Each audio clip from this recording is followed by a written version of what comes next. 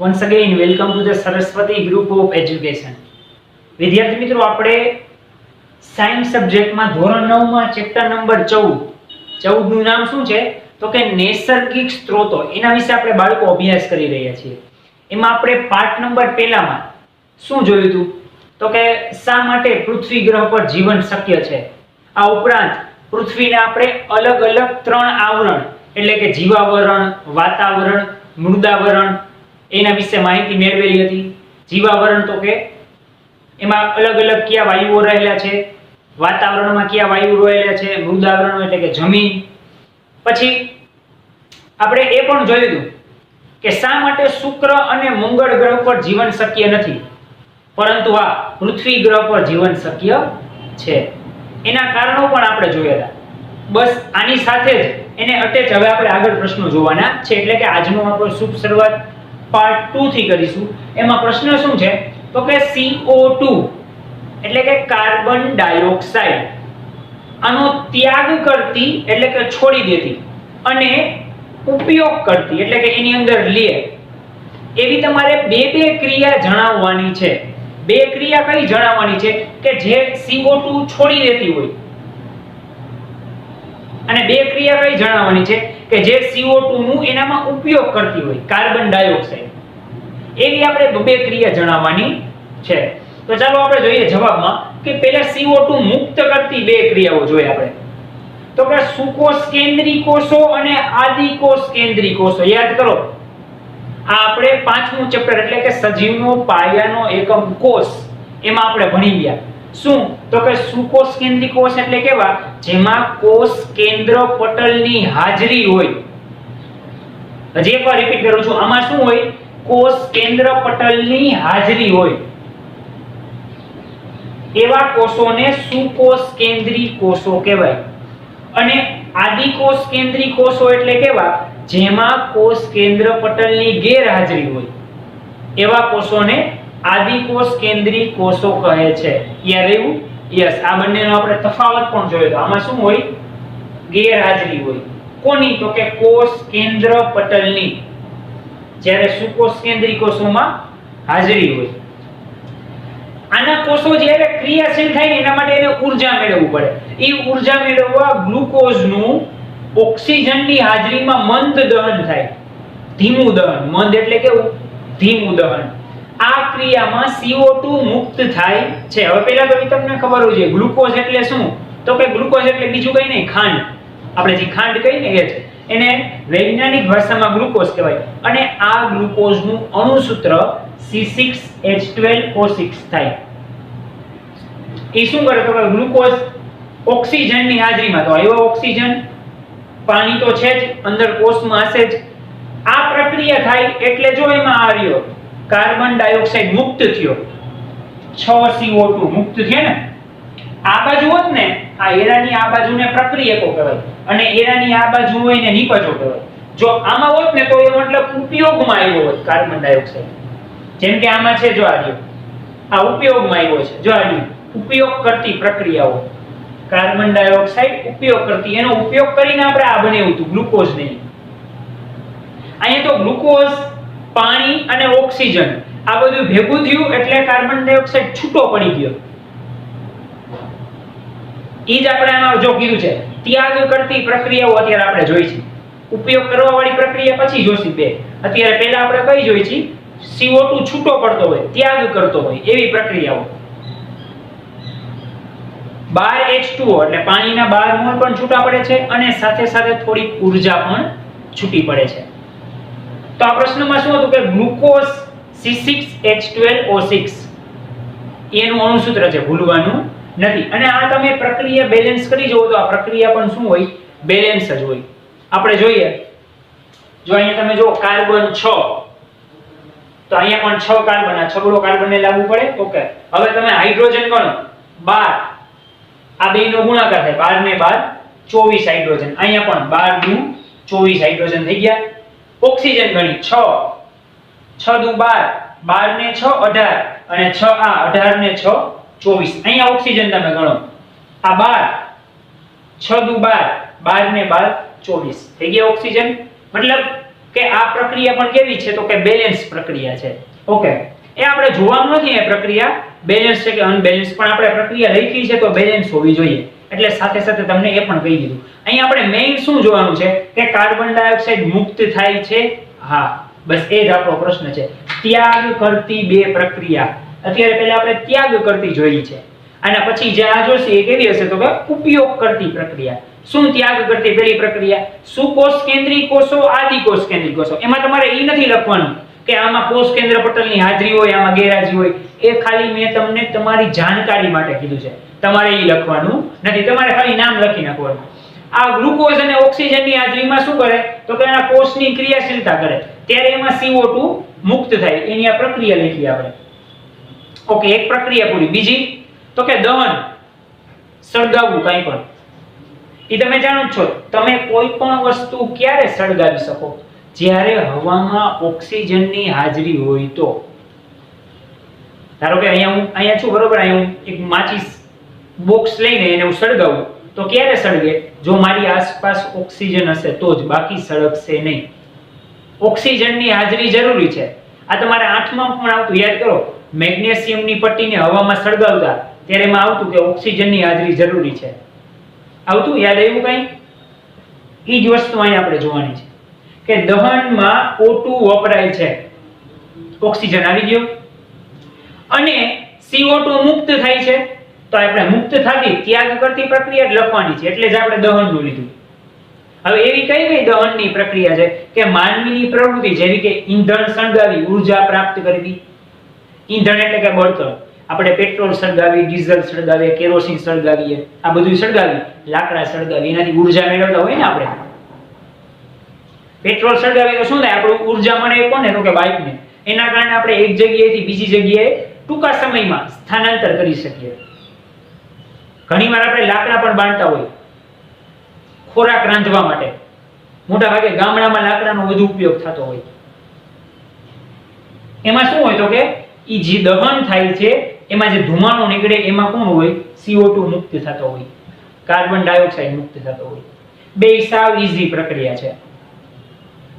Okay, અને જંગલોમાં લાગતી આગને દહનની ક્રિયામાં પણ સમાવેશ થાય છે. સ્વાભાવિક છે, જંગલમાં આગ લાગે તો અહીંયા મકાન તો સળગવાના નથી. અહીંયા શું હશે તો કે લાકડા જ હશે, ઝાડવા જ હશે. એ સળગશે મતલબ એમાંથી પણ જે ધુમાડા નીકળશે એમાં પણ શું હશે? કાર્બન ડાયોક્સાઇડ જ હશે. એટલે ઈ પણ કાર્બન ડાયોક્સાઇડ ત્યાગ કરતી પ્રક્રિયામાં જેનો સમાવેશ થાય છે. આ તમારે ઈઝી મેથડ થી યાદ રાખવું હોય તો કઈ રીતે યાદ રાખવાનું? સુકોષ કેન્દ્રી કોષો અને આદિકોષ કેન્દ્રી કોષો.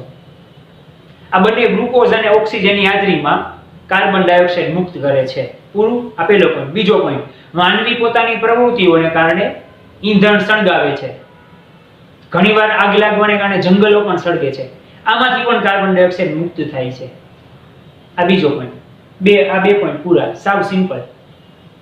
હા, આને તમે વિસ્તારથી તમે લખી શકો છો. મેં તમને શોર્ટમાં સમજાવ્યા, પણ આવી રીતના વિસ્તારથી તમે એને આરામથી લખો છો. ઓકે, તો ત્યાગ કરતી બે પ્રક્રિયાઓ બાળકો પૂરી. હવે તો કે હવે ઉપયોગ કરતી બે પ્રક્રિયાઓ, કે કઈ એવી બે પ્રક્રિયા છે જેમાં આપણે કાર્બન ડાયોક્સાઇડનો ઉપયોગ કરી છે, એના વગરની પ્રક્રિયા શક્ય નથી. એ પ્રક્રિયા આપણને કીધી છે.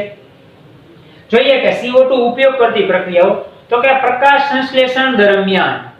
હવે આનાથી તો તમે પરિચિત જ હશો. પ્રકાશ સંશ્લેષણ એટલે શું તો કે લીલી વનસ્પતિ સૂર્યપ્રકાશ અને ક્લોરોફોલની હાજરીમાં પોતાનો ખોરાક પોતાની જાતે બનાવે. આ પ્રક્રિયાને પ્રકાશ સંશ્લેષણની ક્રિયા કહે છે. આ તમે નાના હતા ત્યારથી જ ભણતા આવો છો, એટલે હવે આની વ્યાખ્યા મારે તમને દેવાની જરૂર નથી. ઓકે, પ્રકાશ સંશ્લેષણ દરમિયાન લીલી વનસ્પતિ CO2 નું સ્થાપન કરી ગ્લુકોઝ નિર્માણ કરે છે. જો અહીંયા ગ્લુકોઝ બનાવ્યું, પણ ક્યારે ગ્લુકોઝ બનાવી શકે? જો એની પાસે CO2 હોય તો. જો અહીં લખ્યું છે કાર્બન ડાયોક્સાઇડ નું સ્થાપન કરી, એટલે જો અહીંયા CO2 હતો એ નિપજમાં આવ્યો હતો. હમણાં મેં તમને કીધું જે આ એરો હોય ને એની ડાબી બાજુ હોય ને એને પ્રક્રિયકો કહેવાય. પ્રક્રિયકો એટલે શું? જે પ્રક્રિયામાં ભાગ લે છે તે, અને જે છેલ્લે મળે અંતે, પ્રક્રિયાના અંતે જે મળે એને નિપજો કહેવાય.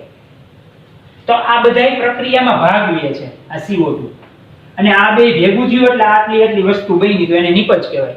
સપોઝ સાવ સિમ્પલ એક્ઝામ્પલ દઉં, મારે ચા બનાવવી છે, તો પ્રક્રિયકોમાં શું જોશે? ચા, ભૂકી, ગ્લુકોઝ એટલે કે ખાંડ, દૂધ, આ બધું પ્રક્રિયકોમાં થયું ને. દૂધ પ્લસ ચા પ્લસ ખાંડ, આ બધું ટૂંકમાં ભેગું થયું. છેલ્લે અંતે બન્યું શું? તો કે ચા, એ નિપજ થઈ. આ ઈ વસ્તુ કહેવા માંગે છે. તો આમાં લેફ્ટ સાઈડ આવશે પ્રક્રિયકમાં, કારણ ઉપયોગ કરતી છે, આમાં ત્યાગ કરતી હતી. કાર્બન ડાયોક્સાઇડ અને પાણી, વનસ્પતિ એ બે ભેગું થશે એટલે શું થાય? તો કે ગ્લુકોઝ બનાવશે અને ઓક્સિજન અને પાણીના છાણું પણ મુક્ત કરશે. આપણે મેઇનલી ટૂંકમાં આમાં કાર્બન ડાયોક્સાઇડ જોવાનું છે, એનો આપણે ઉપયોગ કર્યો તો કે હા, ઈ જ આપણે કીધું છે CO2 નો ઉપયોગ કરતી પ્રક્રિયાઓ જણાવવાની છે. બીજી પ્રક્રિયા આપણે જોઈ, ઘણા દરિયાઈ પ્રાણીઓ તેમના કવચના નિર્માણમાં, એનું બહારનું જે કવચ હોય ને, જેમ કે તમે જો કાચબાનું બહારનું કવચ કેવું કઠણ હોય, એના ઉપર તમે કદાચ ગમે એટલો વજન દો, એને કાંઈ ન થાય. કાચબા વિશે એક એવો ફેક્ટ પણ છે કે જો કાચબો એમને હોય ને, એની માથે કદાચ ટ્રક પસાર થઈ જાય ને, તો એને કાંઈ ન થાય. તમે જોયું હશે કાચબો એનું મોઢું હોય ને, એ ભાગ અંદર લઈ લે અને બહારનો ભાગ એટલો કઠણ હોય, કાંઈ ન થાય એને. મગરને કવચ હોય, ઘણા બધા દરિયાઈ પ્રાણીઓને એને બહાર કવચ હોય. તો આ કવચના નિર્માણમાં પાણી દ્રાવ્ય કાર્બોનેટનો ઉપયોગ કરે છે. દ્રાવ્ય કાર્બોનેટમાં શું હોય? તો કે CO2 જ હોય. તો CO2 નો ઉપયોગ જ છે ને અહીંયા. આ માટે મહાસાગરોમાં દ્રાવ્ય CO2 નો ઉપયોગ થાય છે. જો મેં તમને કીધું એમ, મોટા ભાગે આ કાચબો અને મગર ને એવા પ્રાણી ક્યાં હોય? તો કે મહાસાગરમાં વધુ હોય, દરિયામાં વધુ હોય. અહીંયા દ્રાવ્ય કાર્બોનેટનો ઉપયોગ કરે. શેના માટે? તો કે એના કવચના નિર્માણ માટે. એની બહારની જે ચામડી કઠણ હોય ને કવચ, એના નિર્માણ માટે. તો એના નિર્માણ માટે કોનો ઉપયોગ કરે? CO2 નો ઉપયોગ કરે. તો અહીંયા ઉપયોગ કરતી પણ આપણે બે પ્રક્રિયાઓ જોઈ. હવે સાવ સિમ્પલ, જો આ વસ્તુ યાદ રાખજો, બોલું નહીં. તમને આ શોર્ટમાં પ્રશ્ન આવો સમજાવી દઉં. આ તમારે લખાણ વિસ્તારથી લખવું પડે. ત્યાગ કરતી બે પ્રક્રિયા શું હતી? કે સુકોષ કેન્દ્રી કોષો, આદિકોષ કેન્દ્રી કોષો. આ બે શું કરે? ગ્લુકોઝ એના નિર્માણ, એની કોષની ક્રિયાશીલતા માટે શું કરશે? CO2 ત્યાગ કરશે. બીજું આમાં શું હતું? કે માનવી પોતાની પ્રવૃત્તિ માટે, ઈંધણ માટે ઘણીવાર આગ લગાડતો હોય, ઘણીવાર કુદરતી રીતે જંગલમાં આગ લાગતી હોય, તો આમાં પણ બધામાં શું થાય છે? CO2 નો ત્યાગ થાય છે. તો હવે ઉપયોગ કરતી, તો કે લીલી વનસ્પતિ સૂર્યપ્રકાશની હાજરીમાં પ્રકાશ સંશ્લેષણની ક્રિયા કરે છે, એમાં શું થાય છે? CO2 નો ઉપયોગ થાય છે. મહાસાગરમાં રહેતા દરિયાઈ પ્રાણીઓ જે હોય, એ પોતાના કવચ બનાવવામાં પણ, એના નિર્માણ માટે પણ દ્રાવ્ય કાર્બોનેટ, તો એ દ્રાવ્ય કાર્બોનેટમાં શું હોય? CO2, આનો ઉપયોગ કરે છે. તો આ ભલે ઓમ થિયરિકલ તમને એવું લાગે આવડો મોટો પ્રશ્ન છે, પણ આ સાવ ઈઝી ક્વેશ્ચન છે. આ મેં જે તમને કીધું એવી રીતના યાદ રાખો, પરંતુ આને તમે વિસ્તારથી લખો તો આવી રીતના પ્રશ્ન તમે લખી શકો છો. એમાં તમારે આ પ્રક્રિયાઓ ખાસ લખવી પડે, કેમ કે પ્રક્રિયાથી જ આપણને ખબર પડે આમાં કાર્બન ડાયોક્સાઇડનો ઉપયોગ કર્યો હતો, આમાં કાર્બન ડાયોક્સાઇડનો ત્યાગ કર્યો હતો. સમજાઈ ગયું? તો આ પ્રશ્ન છે, બાળકો તમે એનો વ્યવસ્થિત ફોટો પણ પાડી શકો છો. હવે બાળકો આપણો આગળનો પ્રશ્ન છે કે આબોહવાના નિયંત્રણમાં વાતાવરણનો ફાળો જણાવો. આબોહવા એટલે શું? કે આપણી આજુબાજુનું જે વાતાવરણ છે એમાં. હવે એ વધવું પણ ન જોઈએ અને ઘટવું પણ ન જોઈએ, જે નકર માનવ શરીર માટે હાનિકારક છે. એટલે એમાં વાતાવરણનો શું ફાળો છે આબોહવામાં, એ આપણે જોવાનું છે. સાવ ઈઝી ક્વેશ્ચન છે. પેલું કે વાયુઓ ઉષ્માના મંદવાહક હોવાથી. હવે ઉષ્માના મંદવાહક એટલે કેવા? જો તમે જોયું જશે, સુવાહક એટલે કેવા? ઉષ્માના કે જેમાંથી પસાર થઈ જાય વિદ્યુત. અવાહક એટલે કેવા? કે જેમાંથી વિદ્યુત પસાર ન થઈ શકે. પરંતુ મંદવાહક એટલે કેવા? પસાર થાય પણ થોડુંક થાય. સુવાહક જેવું પણ નહીં, અવાહક જેવું પણ નહીં, મંદવાહક, ટૂંકમાં મીડિયમ. વાયુઓ ઉષ્માના મંદવાહક હોય, તેથી વાતાવરણ પૃથ્વીના સરેરાશ તાપમાનને દિવસના સમયે અને સમગ્ર વર્ષમાં યોગ્ય રીતે જાળવી રાખે છે. સાવ ઈઝી પોઈન્ટ. ઓકે, આગળનો પોઈન્ટ આપણે જોઈએ. વાતાવરણ દિવસ દરમિયાન તાપમાનમાં અચાનક વધારાને અટકાવે છે અને રાત્રિ દરમિયાન બાહ્ય વાતાવરણમાં ઉષ્મા મુક્ત થવાની ક્રિયાને ધીમી પાડી તાપમાનમાં ઘટાડો અટકાવે છે. જો એ ચંદ્ર જેવું નથી થતું. આપણે જો પૃથ્વી પર તો તમે જાણો જ છો કે દિવસ દરમિયાનનું તાપમાન અને રાત્રિ દરમિયાનનું તાપમાન એમાં બહુ મોટો તફાવત જોવા નથી મળતો, જેમ બીજા ગ્રહોની જેમ. અહીંયા તમે જો ચંદ્રનું તાપમાન જો દિવસ દરમિયાન અને રાત્રિ દરમિયાન, આ દિવસ દરમિયાન -190 હોય તો રાત્રિ દરમિયાન +110 થઈ જાય. તો વિચારો કેવડો મોટો તફાવત થયો. તો આમાં કોઈ પણ સજીવ ટકી શકે નહીં. પણ હા, સૂર્ય અને ચંદ્ર આ બંને પૃથ્વી અને ચંદ્ર આ બંને સૂર્યથી એક સરખા અંતરે જ છે. સપોઝ કે મિડલમાં સૂર્ય છે તો એટલા જ અંતરે ચંદ્ર છે, એટલા જ અંતરે આ બાજુ પૃથ્વી છે. છતાં પણ આવું કેમ કે પૃથ્વી પર આવું નથી? પૃથ્વી પર તો દિવસ દરમિયાન અને રાત્રિ દરમિયાન તાપમાનમાં એટલો બધો ફેરફાર જોવા મળતો નથી. એ તમે જાણો જ છો. હા, તાપમાન ઘટે છે રાતે, પણ ઈ કારણ તો કે સૂર્ય ન હોવાના કારણે આપણી પૃથ્વી ફરી ગઈ હોય એટલે તાપમાનનો ઘટાડો થાય. પણ હા, આટલું બધું પણ ઘટી નથી જતું કે જેટલું ચંદ્ર ઉપર ઘટી જાય છે. -190 થી +110 આવડો મોટો ફેરફાર આપણી પૃથ્વીમાં જોવા મળતો નથી. એ દિવસ રાત્રિ દરમિયાન ક્યારેય પણ નથી જોવા મળતો. તેથી પૃથ્વી પર દિવસ અને રાત્રિના તાપમાનમાં તફાવત સર્જાતો નથી. ઈ ફક્ત ક્યાં થાય? ચંદ્રમાં. જો અહીંયાનું કીધું છે કે દાખલા તરીકે ચંદ્ર અને પૃથ્વી બંને સૂર્યથી સમાન અંતરે છે. સપોઝ કે અહીંયા સૂર્ય છે, બરાબર? તો અહીંયા જેટલા અંતરે પૃથ્વી છે એટલા જ અંતરે અહીંયા ચંદ્ર છે. બંને વચ્ચેનું અંતર સરખું જ છે, છતાં પણ પૃથ્વીના તાપમાનમાં એટલો બધો ચેન્જ જોવા મળતો નથી જેટલો ચંદ્રના તાપમાનમાં ચેન્જ જોવા મળે. કેટલો ચેન્જ? તો કે -190 દિવસે હોય તો રાતે પાછું કેટલો થઈ ગયો હોય? +110°C. આવડો મોટો તફાવત જોવા મળે છે. આ કોના કારણે? તો કે બાહ્ય આબોહવાના કારણે.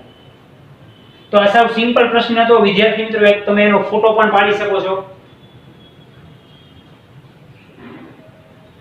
ઓકે વિદ્યાર્થી મિત્રો, હવે તમે આજના સેશનમાં બે પ્રશ્ન જોયા.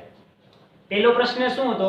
તો કે CO2 કાર્બન ડાયોક્સાઇડ એનો ત્યાગ કરતી બે પ્રક્રિયા અને CO2 એટલે કે કાર્બન ડાયોક્સાઇડનો ઉપયોગ કરતી બે પ્રક્રિયા. ત્યાગ કરતી પ્રક્રિયામાં આપણે શું જોયું? સુકોષ કેન્દ્રી, આદિકોષ કેન્દ્રી. એ લોકો એની ક્રિયાશીલતા ગ્લુકોઝ હારે જે થતી હતી પ્રક્રિયા, એમાં તમે પ્રક્રિયા પણ જોઈ હતી, અહીંયા લખેલી હતી. એમાં CO2 નો ત્યાગ થતો હતો. આ ઉપરાંત માનવી છે પોતાની પ્રવૃત્તિ દરમિયાન ઊર્જા મેળવવા માટે, મેં તમને જેમ કીધું એમ ઈંધણ બાળતો હોય, બળતણ, તો એમાં પણ CO2 નો ત્યાગ થાય. ઘણીવાર જંગલમાં આગ લાગતી હોય તો એમાં બધાયમાં પણ CO2 નો ત્યાગ થાય છે. ઉપયોગ કરતી બીજી બે પ્રક્રિયા આપણે શું જોઈ? કે જે પ્રાણીઓ છે દરિયામાં રહેતા, એ પોતાનું કવચ બનાવવા, બહારનું જે કવચ હોય એમાં CO2 નો ઉપયોગ કરે છે. અને જે પ્રકાશ સંશ્લેષણની પ્રક્રિયા છે એમાં પણ CO2 નો ઉપયોગ થાય છે. તો હવે તમને આ વસ્તુ તો ખબર પડી જ જાય કે કઈ જગ્યાએ કાર્બન ડાયોક્સાઇડ નો યુઝ થાય છે, કઈ જગ્યાએ કાર્બન ડાયોક્સાઇડ નો ત્યાગ થાય છે. તો બાળકો એ વસ્તુ તમારે સાંભળીને વ્યવસ્થિત હજી એક એક્ઝામ્પલ તમારે હોમવર્કમાં લખવાનું છે. જો ફરી એકવાર રિપીટ કરું છું, અહીંયા તમને જે ક્વેશ્ચન લખેલા હતા આ સાથે એક આબોહવાનો ક્વેશ્ચન પણ હતો કે સૂર્ય અને ચંદ્ર જે છે અને પૃથ્વી, સૂર્ય સેન્ટરમાં જ છે, પૃથ્વી અને ચંદ્ર સૂર્યથી સરખા અંતરે જ છે, છતાં પણ પૃથ્વીના વાતાવરણ તથા ચંદ્રના વાતાવરણમાં ઘણો બધો મોટો તફાવત છે. આપણે જોયો માઇનસ નો તફાવત હતો, જ્યારે પૃથ્વીમાં એવો તફાવત રહેતો નથી. પૃથ્વીમાં થોડુંક એવું સ્લાઇટલી તાપમાન ઘટે છે, પણ એટલું બધું નથી ઘટી જતું જેટલું ચંદ્ર ઉપર ઘટે છે. બરાબર? તો જે પહેલો પ્રશ્ન હતો આપણો CO2 વાળો, એ તમારે વ્યવસ્થિત સમજીને વિચારીને સાથે સાથે એક એક્ઝામ્પલ હજી એક એક્સ્ટ્રા લખવાનું છે. એક્સ્ટ્રા એટલે કઈ રીતે? બે તો તમને બેયના ઉદાહરણ આપેલા જ હતા. CO2 ત્યાગ કરતી બે પ્રક્રિયા અને CO2 ઉપયોગ કરતી બે પ્રક્રિયા તમને ઓલરેડી આપી સમજાવેલી જ હતી મેં તમને. પરંતુ તમારે જો તમને ક્યાંયથી આવડે સ્પાર્ક થાય કે હા આ પ્રક્રિયામાં CO2 નો યુઝ થાય છે અથવા આ પ્રક્રિયામાં CO2 નો ત્યાગ થાય છે, તો એ તમારે 3 પ્રક્રિયા બાળકો લખવાની છે.